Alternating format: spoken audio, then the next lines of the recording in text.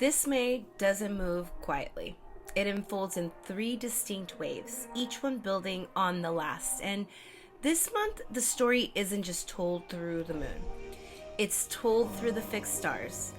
May brings an intense sequence of three lunations, each aligned with a powerful fixed star, and each one marking a threshold, a point where something reaches and an extreme, a point where something breaks and becomes something else.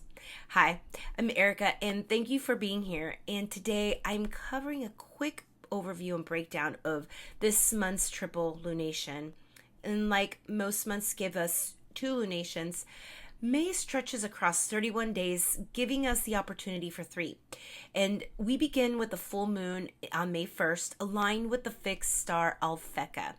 Then a new moon in Taurus on May 16th, aligned with Algol.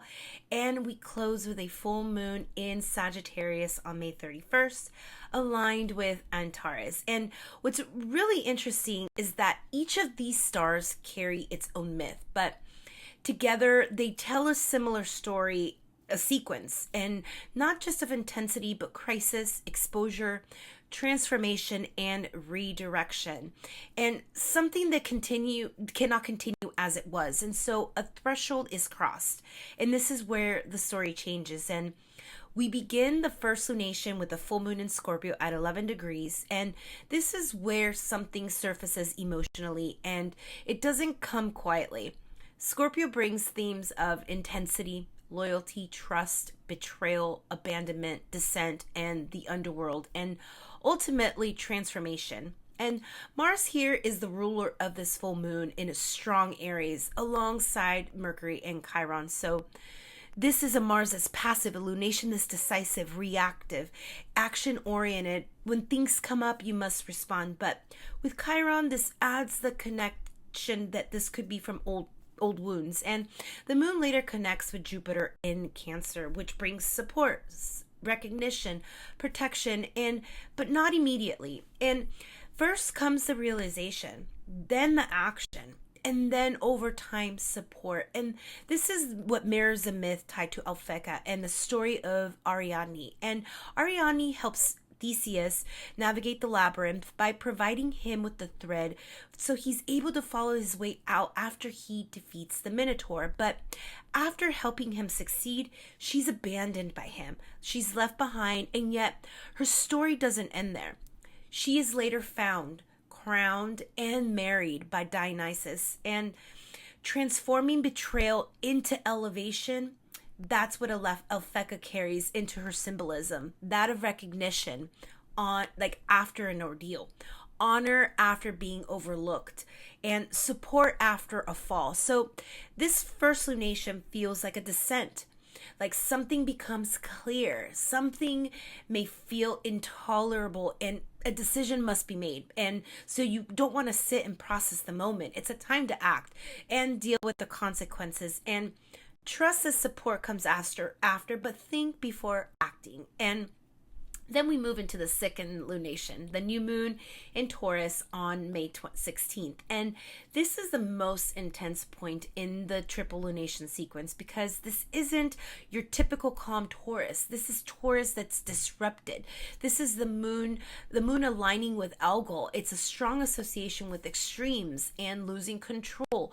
Themes here evolve around security, stability, finances, values, and love, but they're not steady. They're shaken, they're disrupted. And Venus, as the ruler of this lunation in Gemini, along with Uranus, is adding relationships to the game. And so there's this tension between pause and impulse, between thinking things through and reacting in the moment.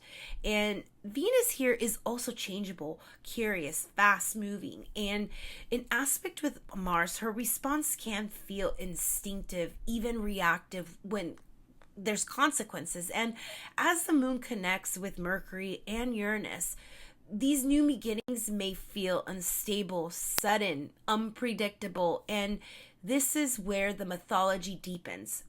Algol has traditionally been tied to Medusa, the severed head, the gaze that cannot be met. But It also resonates with Lilith, the first wife of Adam, the figure who refuses submission. And together, they speak to something very specific, a moment where something becomes too much to ignore, something raw comes up, something emotional, confrontational, something you just can't look away from anymore. And this can look like a conversation that changes how you see a relationship, or a situation, or a realization that shifts your sense of value. A moment where you reclaim your power from a story that defined you. There could be overwhelm here and a sense of losing control before finding the more deeper grounded form of personal power. And so the threshold here becomes confrontation, and not just seeing something, but facing it directly. And then we arrive at the final lunation, the full moon in Sagittarius on May 31st. And this is where truth becomes undeniable. Sagittarius brings a culminating focus to meaning, beliefs, systems, and direction. And Jupiter, the ruler here, is strong in Cancer. So emotions will be tied to beliefs, and they're deeply intertwined. But there's tension.